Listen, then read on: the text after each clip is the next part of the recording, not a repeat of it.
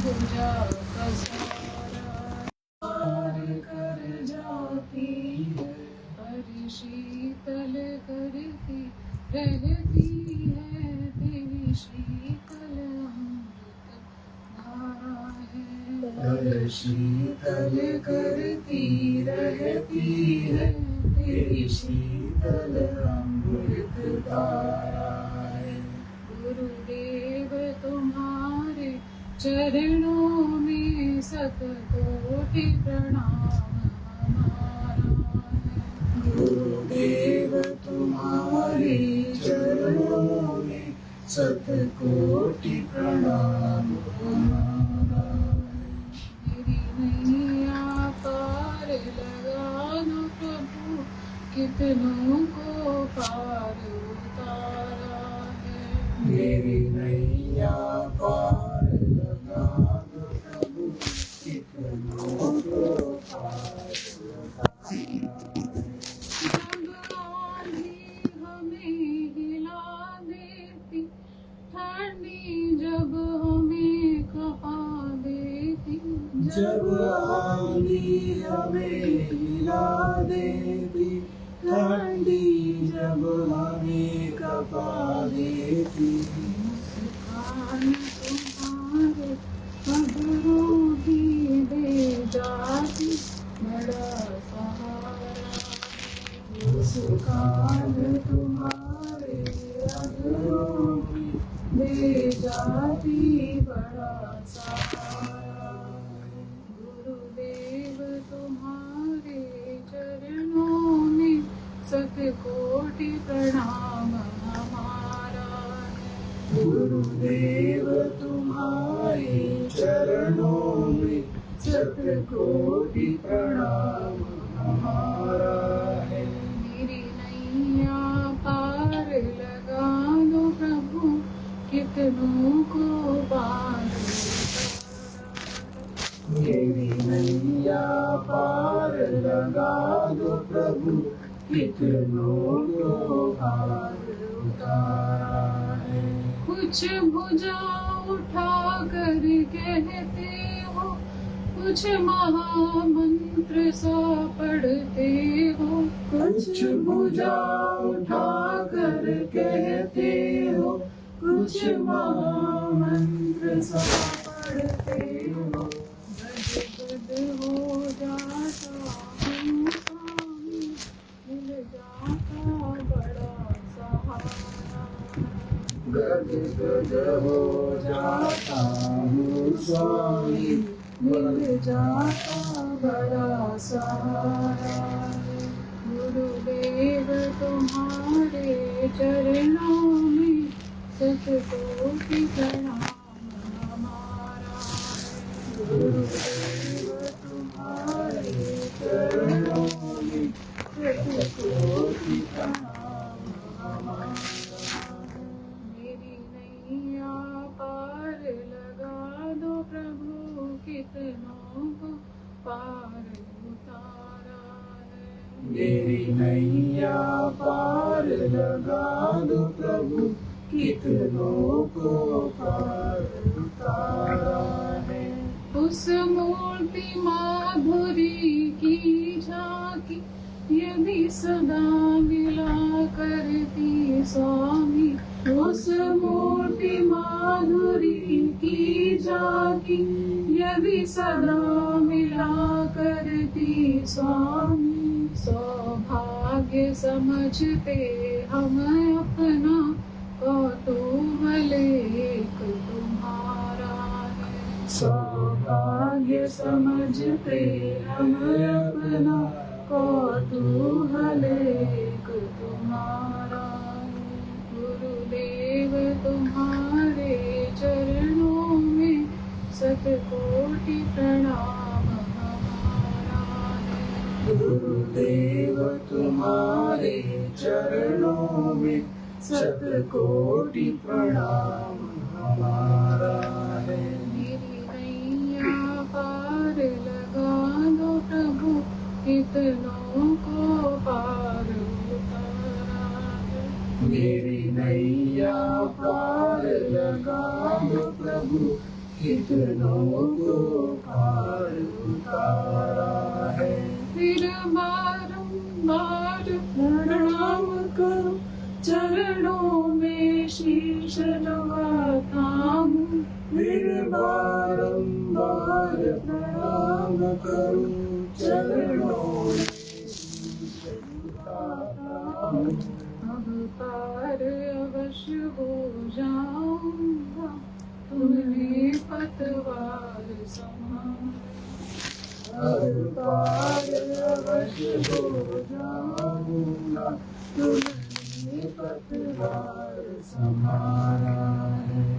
गुरुदेव तुम्हारे चरणों में शतकोटि प्रणाम हमारा। गुरुदेव तुम्हारे चरणों में शतकोटि प्रणाम हमारा है। मेरी नैया पार लगा तू प्रभु, कितनों को पार उतारा। मेरी मैया पार लगा दो प्रभु, कितनों को पार उतारा है। जय गुरुदेव, जय जय गुरुदेव। जय गुरुदेव, जय जय गुरुदेव। जय गुरुदेव नाम किसका, जय गुरुदेव नाम किसका। परम पूज्य गुरु महाराज के पावन चरणों में नमन करता हूं और आप सबको प्रणाम करता हूं। पवित्र जीवात्मा, आप सब किसी न किसी प्रकार से इस मानव तन में कष्ट में ही हो। आपको आनंद का जरा सा भी एहसास नहीं है। आप स्वयं को दुखी महसूस करते हो। आपके भीतर रंज मात्र भी, लेश मात्र भी सुख का कोई भाव नहीं है। पर क्या आपका जीवन वाकई बहुत दुख से भरा हुआ? अगर आप सोचते हो ऐसा, इसका अर्थ यह कि आपने संसार के दुखों को जाना ही नहीं। आप कितने आनंद से हो यह आपने पहचाना ही नहीं। आप बेचैन क्यों हो, कभी आपने सोचा है? इस वस्तु के लिए, उस वस्तु के लिए, इस रिश्ते के लिए, उस नाते के लिए नहीं। आप इसलिए परेशान नहीं हो। वो वस्तु, वो पदार्थ, वो पद प्रतिष्ठा, वो व्यक्ति, वो रिश्ता आपके साथ हो भी जाए, मिल भी जाए, जुड़ भी जाए, तो भी आपकी परेशानी ऐसे ही रहेगी, क्योंकि परेशानी का स्रोत कहीं भीतर है, कहीं अंदर है, बहुत गहरे आपके अंदर। और आनंद का स्रोत भी वहीं पर है।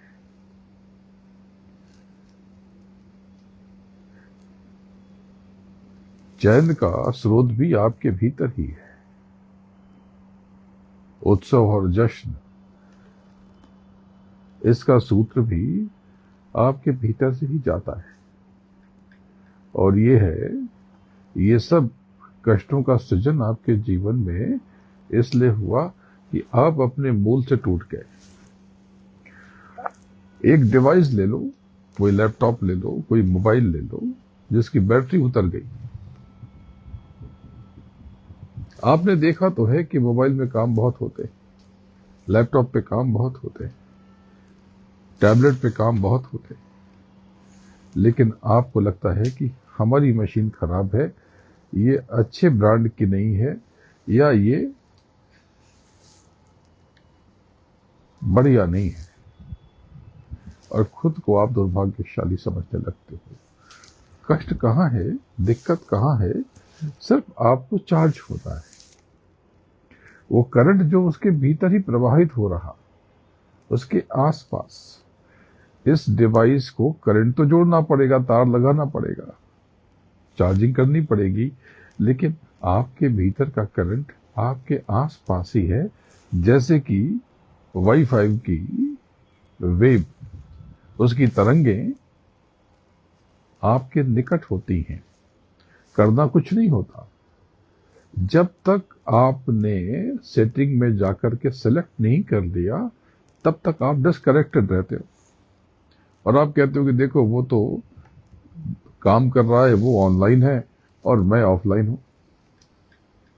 आप कहते हो कि वो तो समाचार पढ़ रहा, न्यूज देख रहा, गाने सुन रहा, सिनेमा देख रहा, और हमारा ये डिवाइस अच्छा नहीं है, हमारी किस्मत खराब है। आपको लगता है कि हम भाग्यहीन हैं। आप भाग्यहीन नहीं हो। आप भाग्यहीन कैसे हो सकते हो? आप कर्महीन हो। खोट कर्मों में है, दिक्कत कर्मों में है। कर्म से ही तो भाग्य बनता है, भाग्य कहीं से उपजता नहीं है। तो इस जगत को समझ लो, स्वयं को समझ लो, आपकी अधिकतर परेशानियां क्षण में दूर हो जाएंगी। तो चलो इसका सार बता देता हूं। आप दुख में इसलिए हो, आपके भीतर छटपटाहट है, चैन नहीं है, बेचैनी है, इसलिए कि आप अपने मूल से, वजूद से आप टूट गए, जुदा हो गए, अलग हो गए। जैसे मछली या जल के जीव, वो जल में ही, उससे ही जल का ही ऑक्सीजन ले रहे हैं या जो भी वहां प्राणवायु ले रहे हैं, लेकिन जैसे ही वो वहां से डिस्कनेक्ट हुए बाहर निकाले गए, वो छटपटाने लगे। इसी प्रकार से आप अपने मूल से टूट गए, और आपका मूल है शब्द। इसी को नाम कहते हैं, इसी को नाद कहते हैं, इसी को ब्रह्मनाद कहते हैं, इसी को सूफी फकीर समा कहते हैं। तो ये कैसे जुड़ा जाए इससे?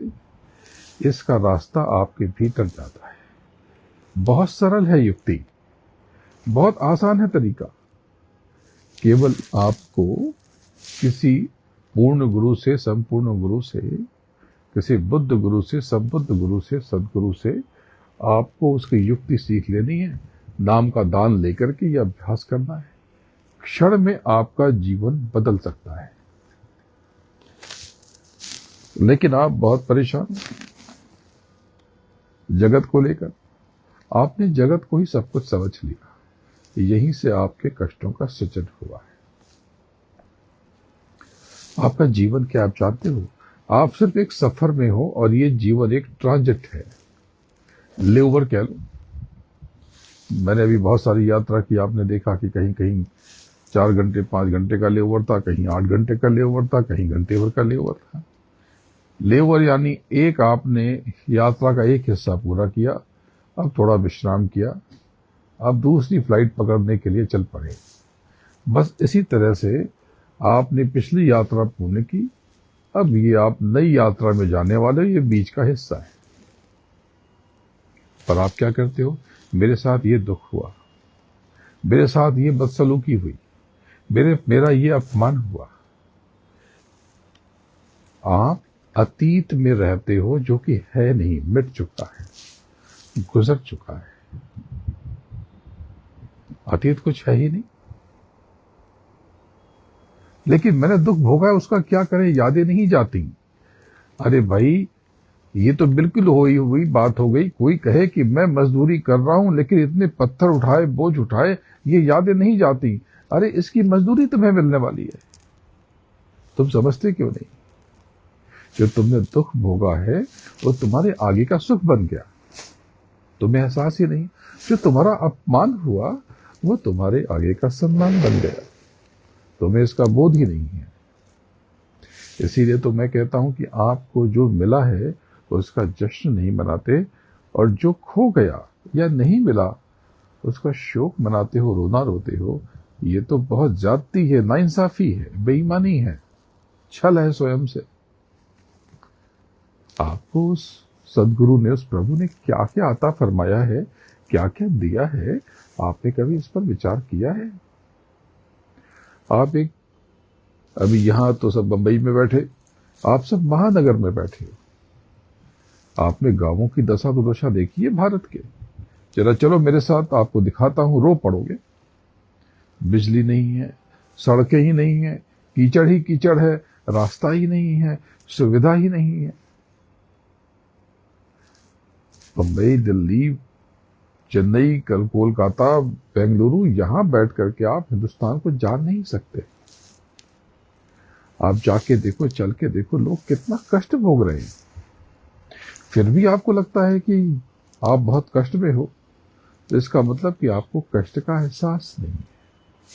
जो पिछला आपने भोगा है वो आपका प्रारब्ध बन गया शुभ, वो पुण्य बन गया, वो भाग्य बन गया। आपका जितना अपमान हुआ है अब वो सम्मान बन के प्रस्फुटित होगा। आप स्वयं देखो, जितना लोग मेरी निंदा करते रहे, लोगों के विस्तार प्रभाव बढ़ता रहा। जितना लोग मेरी आलोचना करते थे उतना ही असर बढ़ता गया। ये कैसे हुआ? इसलिए मैं आपसे कहता हूं कि जो निंदा करे आपकी या मेरी, उसको गाली मत देना, उसको दुआ देना, आशीर्वाद देना, उसके लिए प्रार्थना करना, क्योंकि उसने तो नए कर्मों को लाद लिया, अपने भी और आपके भी। इन्हीं को तो कहा कबीर साहब ने कि निंदक नियरे राखिए। जिस व्यक्ति के पास निंदक नहीं होते वो प्रतिष्ठित नहीं होता। ये बहुत जरूरी है। आपके ऊपर उंगली उठाएं, लोग आपकी निंदा करें, आलोचना करें, अगर ऐसा आपके जीवन में हो रहा है तो समझ लेना कि प्रभु की, सदगुरु की दया हो गई। इसको यूं देखो,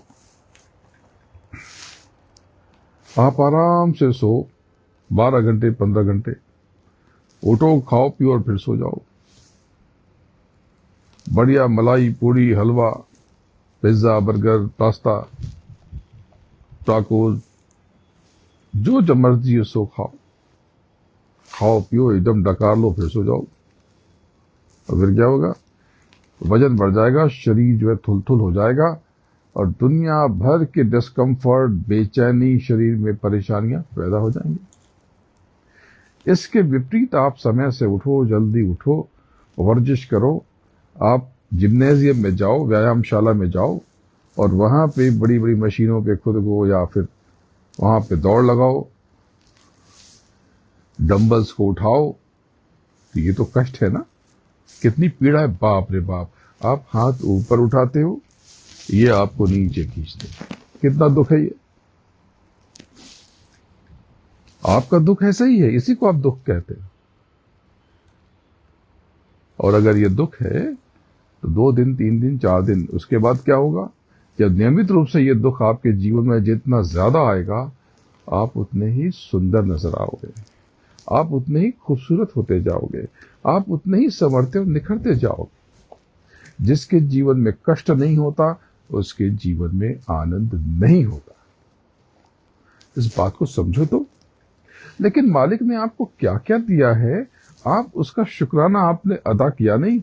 आप केवल मातम मनाते रहे, दुख मनाते रहे, मुंह लटका के बैठे रहे और आपने कहा दुख दुख दुख दुख दुख दुख, कष्ट कष्ट कष्ट कष्ट कष्ट। अब वो आशीर्वाद दे देगा, तथास्तु, और दुख का सैलाब आपके ऊपर टूट पड़ेगा। आपको तो कहना चाहिए, मालिक तेरी रजा मेरा जी, तू जिलाए तो जीव, मारे तो मर जाऊं। बड़ा आनंद है तेरे चरणों की धूल मिल जाए, तू मिल जाए, तेरा एक क्षण के लिए सानिध्य मिल जाए, मैं तुझ में समा जाऊं, मैं तुझ में खो जाऊं, बस और कुछ नहीं चाहिए। तू मिल जाए तो मुझे जमाना मिल जाए, दुनिया मिल जाए, सृष्टि मिल जाए, संसार मिल जाए। सृष्टि मिल जाए तो सृष्टा भी मिल जाए। पर आपने कहा नहीं, मुझे तो ये मिल जाए और वो मिल जाए तो मैं सुखी हो जाऊंगा। कुछ भी मिल जाए, अगर आप सुख की तलाश बाहर करोगे, आप मेरा यकीन कर लो, विश्वास कर लो, लिख लो कहीं पर, आप कभी भी सुखी नहीं हो सकते। क्योंकि सुख का स्रोत तो आपके भीतर, आप मृग की तरह हो, तलाश कस्तूरी की है आपको।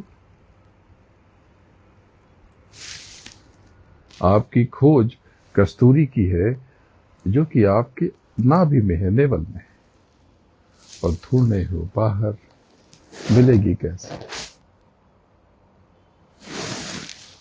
मिलेगी कैसे? वही उस बूढ़ी औरत की कहानी, वो बाहर कुछ ढूंढ रही थी, कमरे के बाहर, सड़क पर। सूरज ढल रहा था, धीरे धीरे ढलने लगा, अंधेरा होने लगा, मशालें जल उठी, स्ट्रीट लाइट कह लो तब की। लोगों ने पूछा कि बूढ़ी माता क्या ढूंढ रही हो? उन्होंने कहा कि मेरी सुई खो गई है। बोले मैं दिला देती हूँ, मैं दिला देता हूँ तुम्हें। बोले नहीं, मुझे मेरी सुई चाहिए, उससे मेरा हाथ सेट था, बैठा हुआ था। ढूंढा, 4 लोग और आए। बोले क्या खोज रहे हो? बोले ये माता जी का ये सामान खो गया, ये सुई खो गई। 20 लोग और आए, वो भी ढूंढने लगे। 25-50 लोग ढूंढ रहे, किसी को मिली नहीं। एक समझदार व्यक्ति पास में गया, बोले कि दादी माँ कुछ अंदाजा तो बताओ कि कहाँ गिरी है, वही तलाश करते। ऐसे तो हम ढूंढते रह जाएंगे कई दिन और ये सुई मिलने वाली नहीं है। बोली वो तो कमरे पे गिरी है। सर पकड़ लिया, पागल है क्या ये? 2 घंटे हमारे खराब कर दिए, शर्म नहीं आती तुमको? कमरे में गिरी है तो बाहर मिलेगी कैसे? उसने कहा वहां अंधेरा बहुत है, यहां रोशनी है, तो सोचा रोशनी में आसानी से मिल जाएगी। और तुम भी तो यही कर रहे हो, संसार भी तो यही कर रहा है ना। ढूंढा अपने खोया अपने भीतर है, ढूंढ बाहर रहे हो, है अपने भीतर, तलाश बाहर की कर रहे हो। मैंने नया क्या किया है? अगर मैं पागल तो तुम सब बड़े पागल। ठीक ही तो कहा उसने। उसकी सुई अंदर के रूम में कमरे में गिरी है, बाहर ढूंढ रही है वो, क्योंकि अंदर कमरे में अंधेरा है और बाहर अंदर कुछ दिखाई नहीं देता, बाहर दिखाई देता है, बाहर रोशनी है। आप भी तो यही कर रहे हो। सुख आपके भीतर खोया है, छुपा है। चैन आपके भीतर खोया है, छुपा है। दुख का कारण आपके भीतर छुपा है। आप एलिगेशन दूसरों पे लगाते हो, ब्लेम दूसरों को करते हो। आप भी तो यही करते हो, नया क्या करते हो? शांत चित्त से विचार करना इन बातों का। अगर आपने इन बातों का सिरा पकड़ लिया तो यकीन करो आज से ही आपका जीवन बदल जाएगा। आज से ही आपके जीवन में ज्योत जल जाएगी, आपका जीवन उजास से भर जाएगा, प्रकाशमान हो जाएगा। ये जीवन एक ट्रांजिट है। जैसे मैं अभी 4 दिन पहले एक लेन छोड़ी और दूसरी पकड़ी, उसके बीच में मैंने विश्राम किया। लाउंज से ही आपको संबोधित किया था। अब मुझे हो सकता है कि वहां पर कुछ पीने को न मिले या मेरे मन माफिक न मिले। चाय कॉफी बहुत पीता नहीं हूं, लेकिन न मिले तो मैं कहूं बहुत दुख है। पहले चाय बाहर मिलेगी, यहाँ लाउंज में तो नहीं है, उसके लिए पे करना पड़ेगा, थोड़ी महंगी आएगी।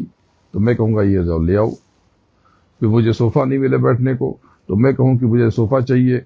बोले यहाँ तो नहीं है, यहाँ तो ये प्लास्टिक की कुर्सियाँ हैं, अगर चाहिए तो बाहर से आ जाएगी, कीमत चुकानी पड़ेगी। मैं कहूँगा ये ले आओ। मैं कहूँगा नीचे जमीन में ठंडा बहुत है, नीचे कालीन गलीचा बिछा दो। बोले हमारे यहाँ तो गलीचा बिछाते नहीं है, आपको खरीदना है तो खरीद लो। तो वहीं पर बाजार है, हर एयरपोर्ट में बाजार होते हैं, मैं वहां से खरीद लूं। मैं ये भी खरीद लूं, वो भी खरीद लूं, मैं फ्रिज खरीद लूं, टीवी खरीद लूं, दुनिया भर के सुविधा के सामान खरीद लूं।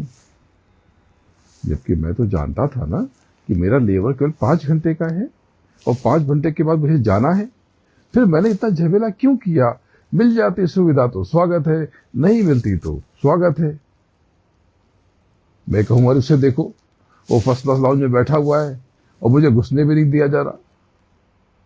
या मैं अंदर लाउंज में बैठा हूं और कोई कहे कि देखो बाबा जी तो अंदर बैठे और हमें बाहर जो है हम परेशान दुखी हो रहे। अरे भाई, उन्होंने जो लाउंज में बैठे हैं उन्होंने फर्स्ट क्लास का या बिजनेस क्लास का टिकट खरीदा है, यानी उन्होंने ज्यादा भुगतान किया है कर्मों से। कर्मों से धन बना, धन से भुगतान हुआ। और जिन्होंने जो बाहर बैठे हैं, जिनको संघर्ष कर रहे हैं, जिनको सोफा या काउच नहीं मिला, जिनको सुविधा कम मिली, उन्होंने कम भुगतान किया है, नहीं किया। वो इकोनॉमी क्लास में। किसने रोका था इनको? वो भी कर्म करते और अच्छा कर्म करके कमा करके भुगतान कर देते। खेल को समझो। मैं ही सबब था अब के भी अपनी शिकस्त का, इल्जाम अब की बार भी किस्मत के सर गया। मेरे बड़े प्रिय राजेश रेड्डी जी का ये शेर है। मैं नाम इसे देता हूं कि जिसने कहा है उसको क्रेडिट तो मिलना चाहिए, इसलिए मैं कभी कभी नाम ले लेता हूं। कभी अनजाने में भूल भी जाता हूंगा, लेकिन अक्सर मैं लेना चाहता हूं। किया आपने कोस रहे हो तकदीर को, किस्मत को, यही तो करते हो आप। मेरी किस्मत खराब है, मैं यहां पे थोड़ा कम पढ़ रहा हूं, वैसे तो मैं बहुत टैलेंटेड हूं, बहुत हार्ड वर्क करता हूं। हार्ड वर्क की क्या जरूरत है? मत करो मेहनत। तुमने कर्म किया ही नहीं ठीक से, और हार्ड वर्क क्या किया? जाके बैंक के आगे लाइन लगा दी लंबी लंबी। बोले मैं तो कितनी मेहनत कर रहा हूं बैंक के आगे, मैं सुबह से खड़ा हूं 4 बजे से। अरे तुम पूरी रात खड़े रहते, लेकिन तुम्हारे खाते में जब जमा ही नहीं है तो मैं मिलेगा कैसे? आपने अपने कर्म पर ध्यान नहीं दिया, अपने कर्म पर आपने काम नहीं किया, और आप कोसे जा रहे हो कि देखो हमारे जीवन में कितना कष्ट है, मैं बहुत दुखी हूं, बहुत दुखी हूं। ये जो आप शिकायत करते हो, ये भी उल्टा कर्म है, इसको भोगना पड़ेगा। जो आप निंदा करते हो, रोना रोते हो, अफसोस करते हो, ये सब कर्म है, सब भोगना पड़ेगा। जिन्होंने मार मंडाला उन्हीं को सूरमा कहना, कर्म जो जो करेगा तू वही फिर भोगना पड़ना। आप वाणी से, विचारों से रोज हर क्षण कर्म किए जा रहे हो। मेरा तो बहुत जीवन ही बेकार हो गया, शुरू में बहुत स्ट्रगल था। अरे भाई, जो स्ट्रगल था वो फलीभूत हो चुका है। और ये मानव स्वभाव है कि इतने जरा से संघर्ष को इलाज करके देखता है। क्या आप बताओ, जब से आप आध्यात्म से जुड़े, सदगुरु से जुड़े, आपके जीवन में कोई परिवर्तन नहीं आया? हृदय पे हाथ रख के कहना तो ना तो कह ही नहीं सकते आप, क्योंकि मैं तो सब जानता हूं और आप भी जानते हो। अरे आपके ऊपर तो इतनी दया है, आपको अंदाजा तक नहीं है, और आप उसका शुक्राना अता नहीं करते। आप शिकायत करते हो। ये तो स्वयं के साथ छल कर रहे हो, धोखा दे रहे हो, बेईमानी कर रहे हो। 5 घंटे के ट्रांजिट के लिए, लेओवर के लिए आप जो लेकर के आए थे धन, वो तो खर्च कर दिया और नया कर्जा कर लिया। बोले कि भाई ये चाहिए, ये चाहिए, तो बोले भाई अभी तो क्या करें, तो वो तो कमाना पड़ेगा। बोले कैसे कमाए? बोले यहाँ पर एयरपोर्ट पर दुकानें हैं, यहाँ पे जॉब कर लो। अब मुझे फ्लाइट पकड़नी है, उसको मिस करने को तैयार हूं मैं, और वहां पे अब नौकरी कर रहा हूं। क्यों? क्योंकि इस फ्लाइट के इंतजार के लिए जो समय है वो आराम से जाए। यही तो जीवन है ना। आप भी तो यही कर रहे हो ना, कि बाकी का जीवन आराम से जाए। इसलिए हम ये जीवन किस लिए हुआ, इस चक्कर में हमको नहीं पड़ना। बस ये जीवन बीत जाए, मजे में सोफा पर बैठ करके, कारपेट पे बैठ करके, बढ़िया सुख से सुविधा आराम से, बगीचे में, लॉन में, गार्डन में, बढ़िया कॉफी पीते हुए, बढ़िया ड्रिंक करते हुए, बढ़िया खाना खाते हुए, बढ़िया पकवान खाते हुए, बहुत हंसते हुए, गाते हुए, नाचते हुए, बस ये जीवन बीत जाए। अरे जीवन था किस लिए? जीवन है किस लिए? इस पर तो आपने विचार ही नहीं किया। आपको गेट पे पहुंचना है, अनाउंसमेंट हो रहा है कि B3, G3, G64, A64, C64, और आप बैठे हो, मुझे सुविधा दे दो। क्या फर्क पड़ता है? आप प्लास्टिक की कुर्सी पर विश्राम कर लेते, आराम कर लेते, कुछ नहीं होता, वही भूमि पर बैठ जाते। कौन निकाल के फेंक देता आपको? ये जीवन जैसा है, आपके पास 1 रूम है, 1 बेडरूम है, 2 बेडरूम है, पुराना है, नया है, जी लेते उसी में, जीवन के लक्ष्य की तलाश करते और उसकी तरफ मेहनत करते, ये जीवन तो बीत जाता सुंदर। क्योंकि यहां किसी को पूरा पड़ता ही नहीं है। ये दुनिया, ये मिल भी जाए तो आपको कम लगेगी। बड़े बड़े धनी मानी यहां पर है जिन्होंने आधी दुनिया जीत ली, सिकंदर जैसे, अलेक्जेंडर।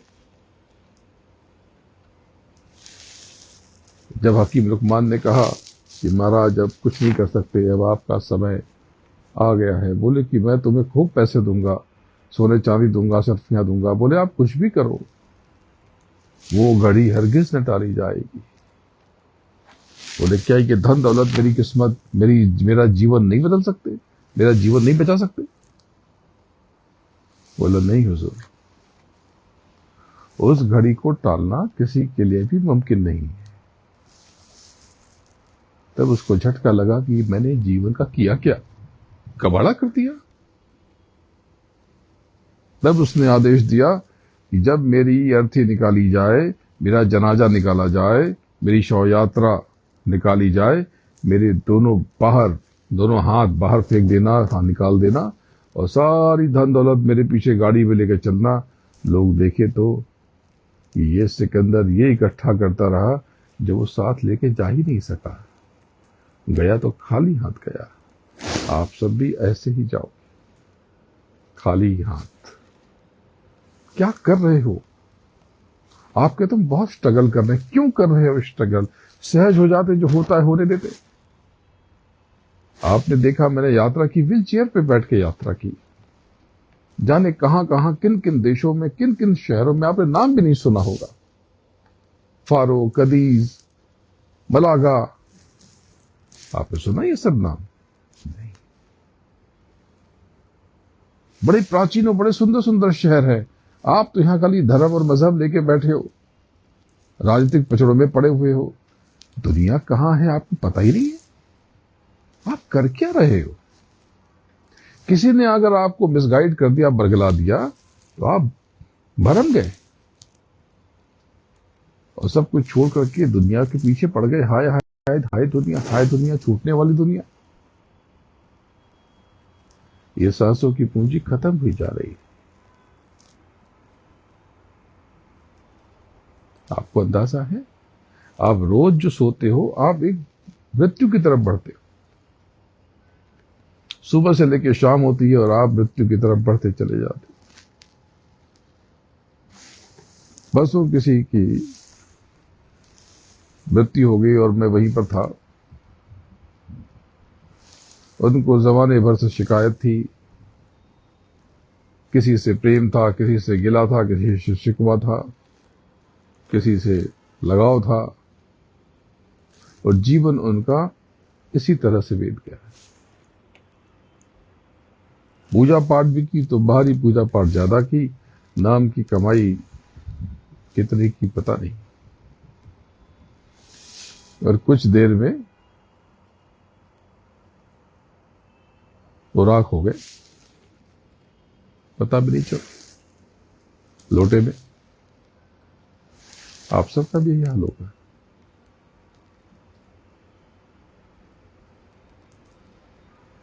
जीवन खत्म होते ही, चेतना के बाहर निकलते ही, आपके जीवन में जो बहुत बड़ी संभावना थी वो क्षण में खत्म हो जाएगी, मिट जाएगी।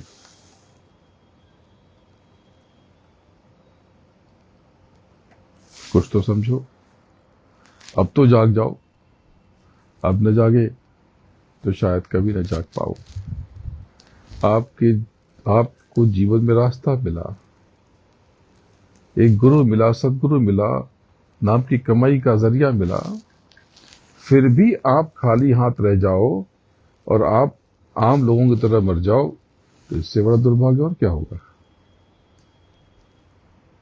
इसीलिए मैंने कहा कि आप भाग्यहीन नहीं हो, आप कर्महीन हो।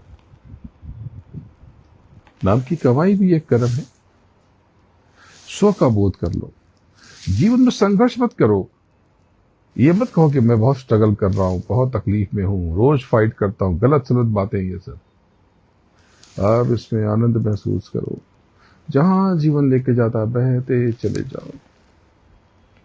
और सुबह उठो नई उम्मीद के साथ, मुस्कुराओ, हंसो, खिलखिलाओ, अपनी हथेलियों का दर्शन करो। जो नासिका पहले ज्वाला चल रही हो, उस समय जो स्वर चल रहा हो वही पैर भूमि पर रखो और आंख बंद करके सदगुरु के चरणों में शीश नवा दो। मालिक,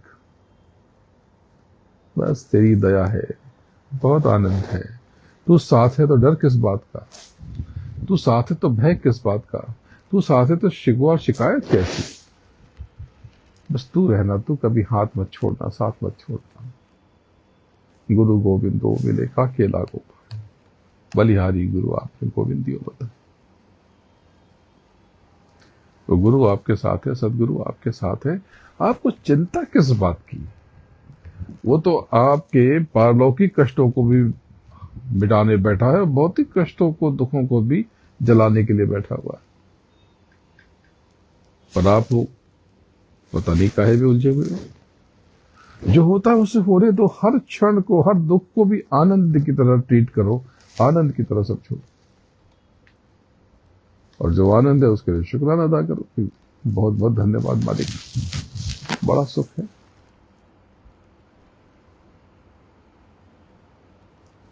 आपका जीवन सुख से भर जाएगा। लेकिन अगर आपने दुख दुख दुख कहा तो वो शक्तियां आपके कर्मों का बैंक बैलेंस देखेंगी और आपके कर्मों के बैंक बैलेंस के हिसाब से आपका जीवन दुखों से भर देंगी, क्योंकि आपने दुख मांगा है। मैं बहुत दुखी हूं। अभी मैंने कुछ देर पहले किसी को बताया और पहले भी बहुत बार बताया, बार बार दुख दुख दुख दुख, कष्ट कष्ट कष्ट, पीड़ा पीड़ा पीड़ा कहते हो। ये वही हो गया कि बार बार आप कचरे का डब्बा देखते हो। यहां पर डस्टबिन कहते हैं, अमेरिका उसको ट्रैश कहते हैं। कचरे का डब्बा, वो कहते हो बड़ी बदबू आ रही। बड़ी बदबू आ रही, किसकी बदबू है? घर किसका है? आपका। कचरा कहां से आया? आपने किया। ये आपके ही कचरे की बदबू है जो आपको आ रही है। जीवन में जो बदबू आ रही है, कष्ट हो रहा, ये आपके ही कचरे का कष्ट है। उसी से उपचार। और फिर आप कचरे के डब्बे को क्यों देख रहे हो? आपके पास छोटी या बड़ी, असली या नकली ज्वेलरी है, आपके पास अच्छे या बुरे, नए या पुराने कपड़े हैं, और भी सुंदर सजावटी सामान है, आपके पास एक ड्राइंग रूम है, आपके पास और भी चीजें हैं, पुरानी यादें हैं, अच्छी दिनों की चित्र हैं। उन सब को छोड़ करके आप केवल कचरे का डब्बा देख रहे हो, तो फिर तो आपको बदबू ही आएगी। वो बदबू भी किसी और की थोड़ी है, वो आपकी है। और किसने कहा आपको उसे रिकॉल करने के लिए, उसे देखने के लिए? आपके पास जो अच्छा अच्छा है आप उसको नहीं देखते। आपके पास घर में टीवी है, उसमें कुछ अच्छी चीजें नहीं देखते। आपके पास मोबाइल है, उसमें अच्छी चीजें नहीं देखते। आप देखते हो तो कचरे का डब्बा। तो अब आपका जीवन कचरे की महक से ओतप्रोत हो जाएगा, और ये भी कचरा आपका ही अपना है, कोई और इसका कारण नहीं है। सबब आप ही हैं। ये जीवन को समझो। तो आज से आप शिकायत बंद कर दो। बहुत अच्छा जीवन है मालिक, तूने दिया, अच्छा ही दिया, बढ़िया ही दिया है। महामारी का दौर था, मैंने कथा सुनाई है, बताई है आपको, सच्ची कहानी है।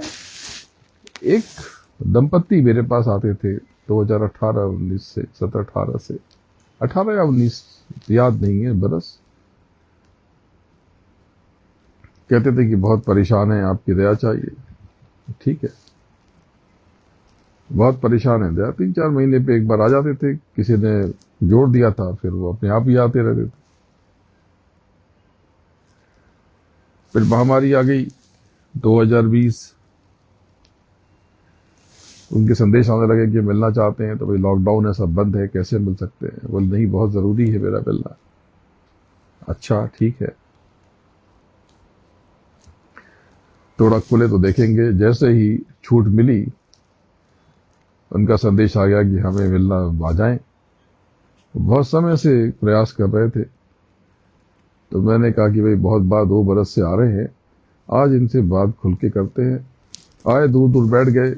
पहले आप लोग सब मिलते थे मास्क लगा करके, वो भी नकाब पहने, और मैं भी दूर बैठ गया। मैंने कहा जी बताएं।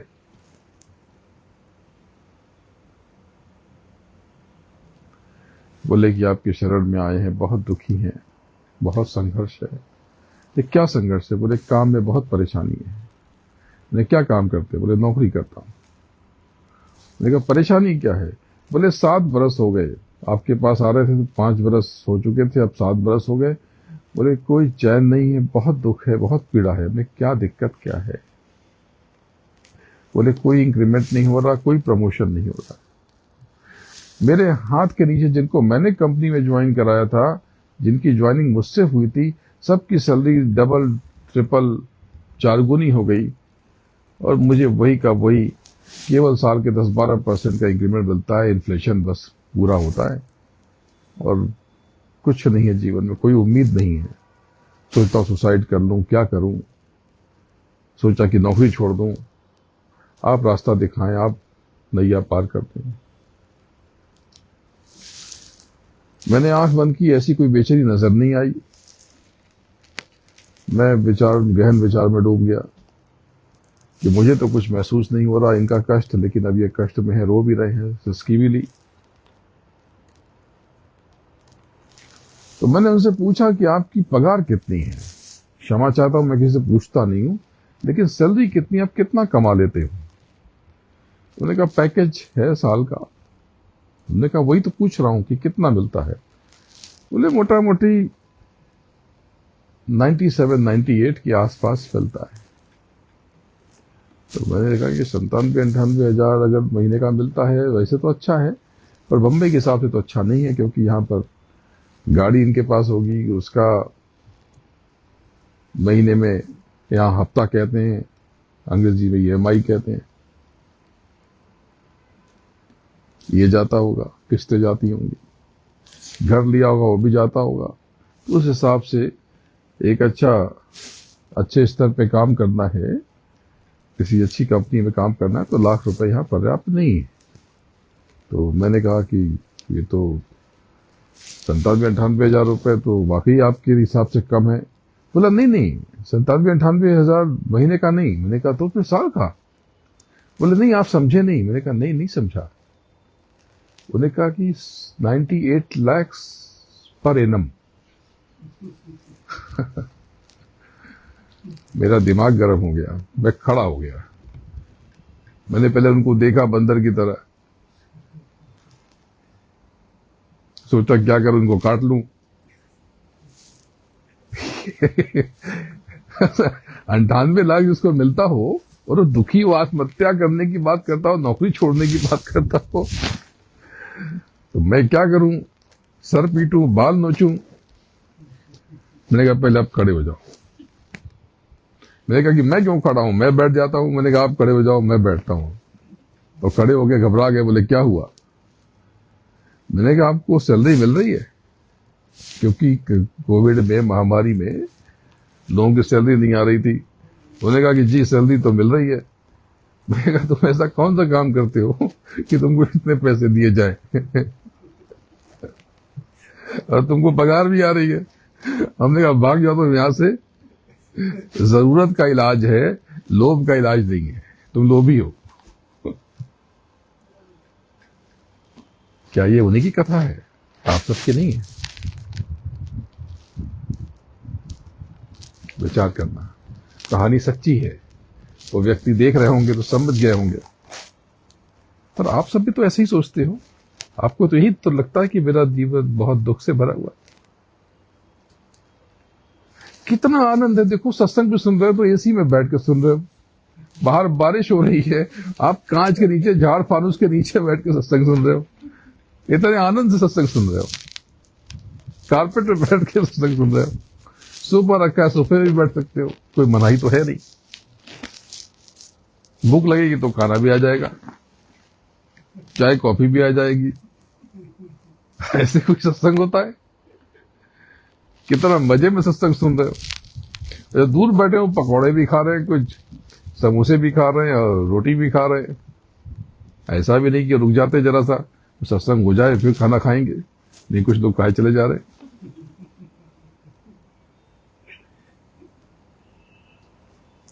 याद रखो, आज सत्संग सुन रहे हो, ये सत्संग हमेशा नहीं मिलेगा। एक दिन मैं भी हवा की तरह बादलों में खो जाऊंगा, फिर क्या करोगे? देखो, ये तो जो 3 दिन पहले हुआ बहुत दुखद घटना, लेकिन क्या आपको पता नहीं था? मैं तो डंके की चोट पे पूरे संसार में डंका बजा बजा करके रेडियो पर, टीवी पर, अखबारों में बोल बोल के आगाह कर रहा था। कुछ लोगों ने भी पहले बता दिया था, ऐसा उनका दावा है, लेकिन मैं तो बरस भर पहले अमेरिका का एक मुझे वीडियो मेरा लोगों ने भेजा, मई या जून का। मैंने कहा कि कल 29 मई या 29 जून से ये जो समय शुरू हो रहा, चंडी संसार को वहां लाल लाल आंखों से देखेगी और पूरे संसार में ये वायु दुर्घटना। और अभी भी मैंने बताया था, मैंने मार्च में भी कहा कि मार्च बीतते बीतते देखो संसार में कैसा उपद्रव मचता है। अब देखो, सबका दिमाग खराब है। अभी आपने दुख देखा नहीं, ये दुर्घटनाएं देखी नहीं।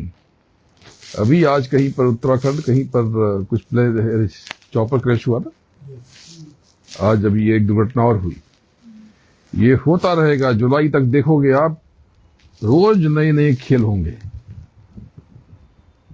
नई नई दुर्घटनाएं, नई नई मुसीबतें ये आगे आएंगी। और ये देखा नहीं है दुख, अभी संसार में इतने बड़े बड़े दुख आने वाले हैं। लेकिन एक बात ध्यान रखना, जिन लोगों के ऊपर यज्ञ की धूम, यज्ञ का धुआं लग गया, उनके ऊपर बन गया कवच, उनके ऊपर कवच बन गया। अब जल्दी से तैयारी करो अगले यज्ञ की।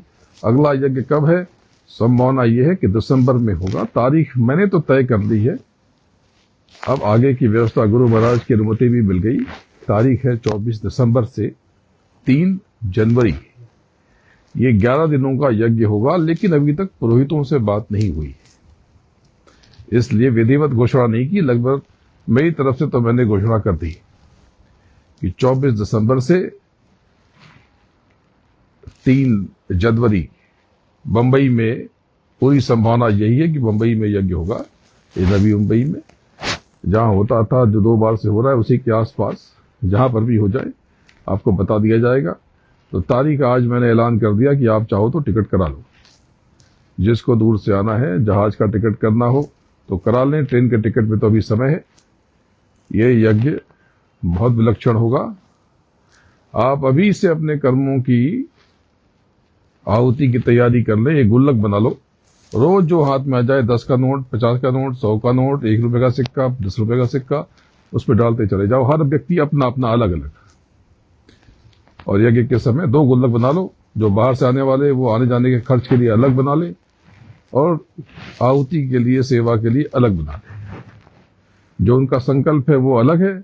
और ये रोज के, अरे कुछ नहीं, 1 रुपए का ही बना लो, इतना तो डाल सकते हो ना। महीने में 30 रुपए तो डब्बे में डाल ही सकते हो। बस मुझे कुछ चाहिए नहीं, वो तो सिर्फ आप आओ, अपने हाथ से आहुति डालो। लेकिन जो नहीं आ पाएंगे उनकी आहुति मैं डाल दूंगा। लेकिन अब मैं कह रहा हूं कि सबको आना है, आप सब आने की कोशिश करना, क्योंकि इस समय बहुत कठिन आ रहा, बहुत विचित्र आ रहा। पहले मैं कहा करता था, पिछले यज्ञ तक मैंने कहा कि 1 घंटे के लिए आ जाओ, लेकिन कम से कम 3 दिन के लिए आओ, इससे कम मत आना। 3 दिन का समय निकालो। अब ना मिले तो जितना मिले उतना, वो बात अलग है। लेकिन अब वो जो मैं पहले कहा करता था 1 घंटे के लिए आओ भले ही, लेकिन अब मैं कहता हूं 3 दिन के लिए आओ। आप कुछ समय शांति से बैठो, आंख बंद करके आप शांति से बैठो और ध्यान केंद्रित करो। और गुरु पूर्णिमा का कार्यक्रम 9, 10 और 11 की सुबह तक, ये पश्चिमी उत्तर प्रदेश के मुरादाबाद में होगा। मैं वहां पर 8 को ही पहुंच जाऊंगा, 7 को यहां से निकलूंगा और शायद दिल्ली में विश्राम करूं, या हो सकता है कि सीधा चला जाऊं। 8 तारीख तक तो मैं पहुंच ही जाऊंगा, 7 या 8 को मैं मुरादाबाद पहुंच जाऊंगा। और अगर प्रेमी हुए तो 8 से ही, अन्यथा 9 तारीख से ये कार्यक्रम शुरू हो जाएगा। 9, 10, 11 और 11 की दोपहर के पश्चात, सत्संग के पश्चात, आपके भोजन प्रसाद के पश्चात आप लोगों से मिल करके मैं वहां से निकल पड़ूंगा, क्योंकि मुझे ये 12 को वापस विदेश यात्रा पर जाना है। मैं 12 तारीख की रात में अमेरिका चला जाऊंगा। अभी तो आया हूं, 3 दिन हुए हैं, लेकिन मुझे फिर से जाना है। तो 12 तारीख की रात में मैं अमेरिका चला जाऊंगा। तो आप सब गुरु पूर्णिमा पर जो आ सके जरूर आए। गुरु पूर्णिमा पर जाओ तो 1 दिन के लिए आ जाओ। तो 9, 10, 11 में कब आ जाए, तो ऐसा करो कि 10 की सुबह जो पूजन होगा उसके आसपास रह जाओ तो अच्छा है। तो 9 की रात में आकर के चाहो तो 10 को चले जाओ दोपहर में या शाम तक, या 10 को गुरु पूर्णिमा है उस दिन रह जाओ, साधना भजन करके, और कार्यक्रम 2.5 दिन का तो कार्यक्रम ही है। तो जैसे आपको सुविधा अनुसार ठीक लगे वैसे आप कर लो। 11 की शाम का कार्यक्रम नहीं है, 11 की सुबह दोपहर में जो भी दिन में सत्संग होगा उसके पश्चात यह आयोजन पूर्ण हो जाएगा। आप सब नाम की कमाई करो और अपने घर चलो, अपने धाम चलो। आप अकेले नहीं हो। मैं फिर से ऐलान कर देता हूं कि जब कोई आपका साथ न दे, कोई आपको अपना हाथ न दे, कोई आपकी मदद न करे, तो मैं आपकी सहायता करूंगा। बोलो जय गुरुदेव, जय गुरुदेव, जय जय गुरुदेव। ये जय जय गुरुदेव क्या है, ये फिर से बता दूं कि जय गुरुदेव नाम तो प्रभु का है, लेकिन जब हम जय जय गुरुदेव कहते हैं तो ये हो गया कि हे प्रभु तुझे लाखों प्रणाम, हे सदगुरु तुझे लाखों प्रणाम। जैसे राम जी और जय राम जी, यानी राम जी और राम जी तुमको लाखों प्रणाम। जय गुरुदेव नाम किसका? प्रभु का। जय गुरुदेव नाम किसका? प्रभु का। गुरु महाराज के चरणों में नमन करता हूं और आप सबको प्रणाम करता हूं।